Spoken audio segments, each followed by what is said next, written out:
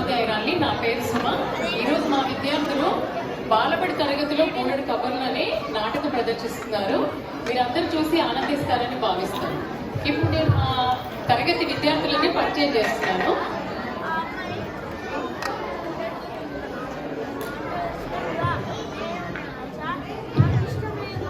నమస్కారం మీ అందరికీ. నా పేరు శ్రీనిత్య.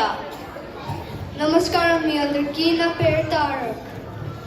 నమస్కారం మీ అందరికీ. నా పేరు అద్య. నమస్కారం మీ అందరికీ. నా పేరు కీర్తన. నమస్కారం మీ అందరి. నా పేరు అక్షయ. నమస్కారం మీ అందరికీ. నా పేరు కీర్తి. నమస్కారం మీ అందరికీ. నా పేరు కైనా. నమస్కారం మీ అందరికీ. నా పేరు విభు. నమస్కారం మీ అందరికీ. నా పేరు జ్యోతి. నమస్కారం. నా పేరు ఎలియా. నమస్కారం అందరికీ. నా పేరు విహా. నేను ప్రవేశం టీకి పాల్గొన్నాను.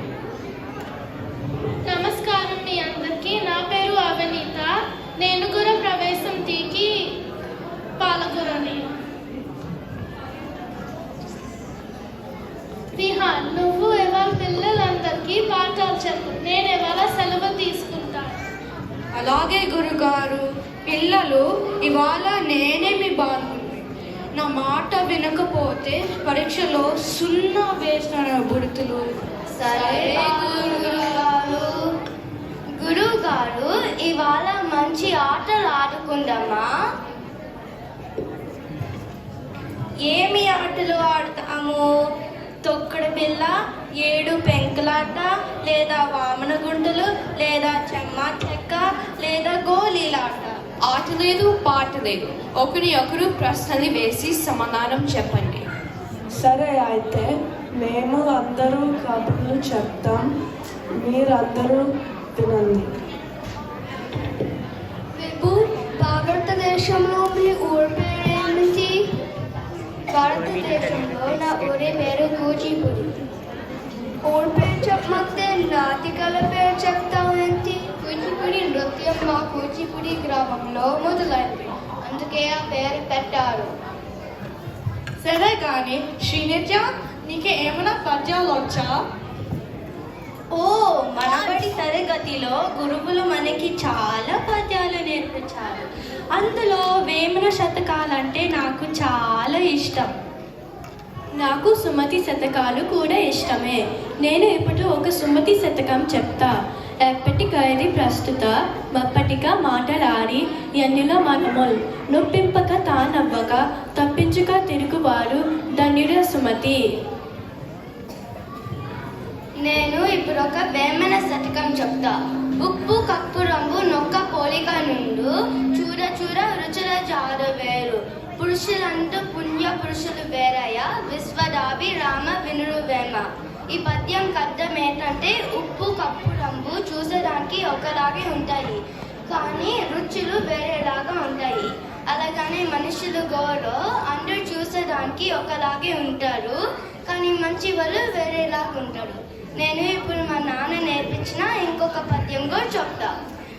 అన్నాటి కూర హరుడవే, అన్నాటి కూర అప్పుడు అసుర గూడవే, అన్నా తిరుమల రాయ కన్నొకటే మిగలగాని కౌరవపతివే. ఈ పద్యం అర్థం ఏంటంటే, ఒక కవి ఇది తిరుమల రాయ అని ఒక రాజుకు రాస్తారు. ఆ రాజుకేమో ఒక కన్నే ఉంటుంది. అప్పుడు ఏమంటున్నారంటే, భార్యతో ఉన్నప్పుడు 3 కళ్ళు ఉంటాయని లోర్డ్ శివలాగా ఉంటున్నారు అంటున్నారు. భార్య లేనప్పుడు ఒక కన్నే ఉంటుందని శుక్రాచారిలాగా ఉంటున్నారు అంటున్నారు. దాని తర్వాత ఆ ఉన్ను కన్ను కూడా పోతే కౌరవపతిలాగా ఉంటున్నారు అంటున్నారు. నేను ఒక సుమతి శతకం చెప్తాను.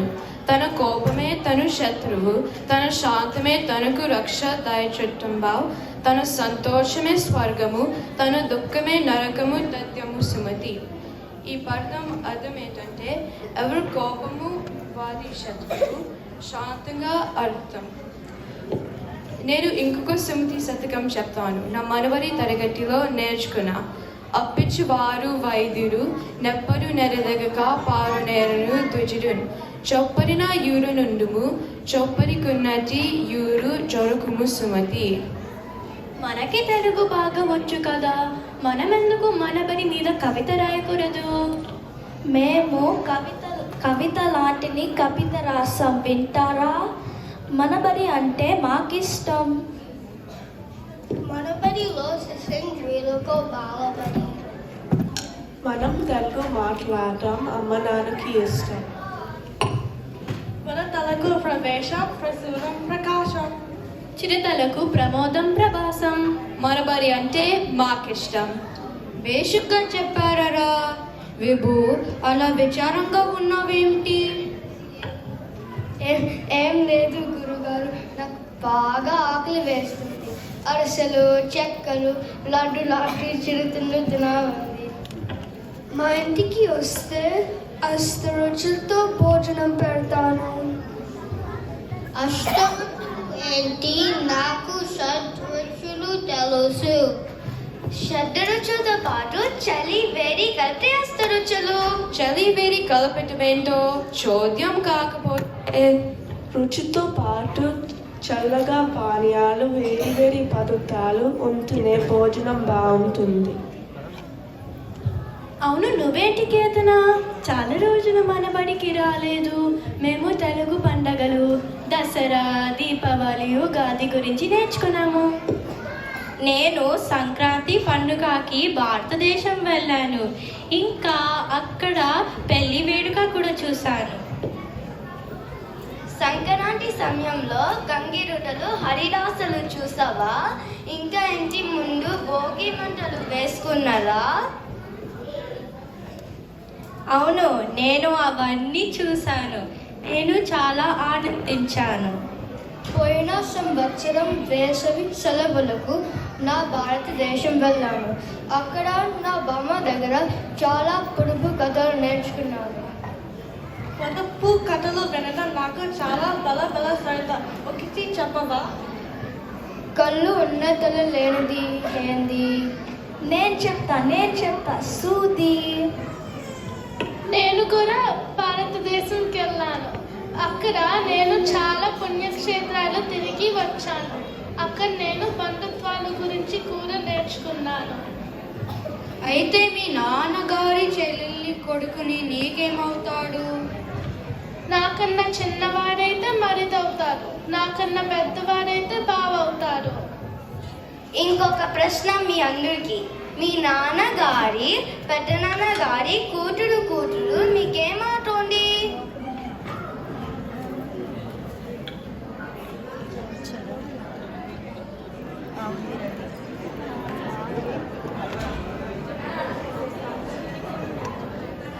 ఎవరైనా చెప్తారా?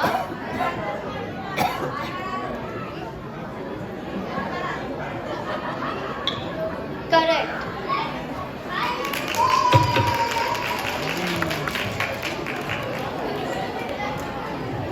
ధన్యవాదాలు.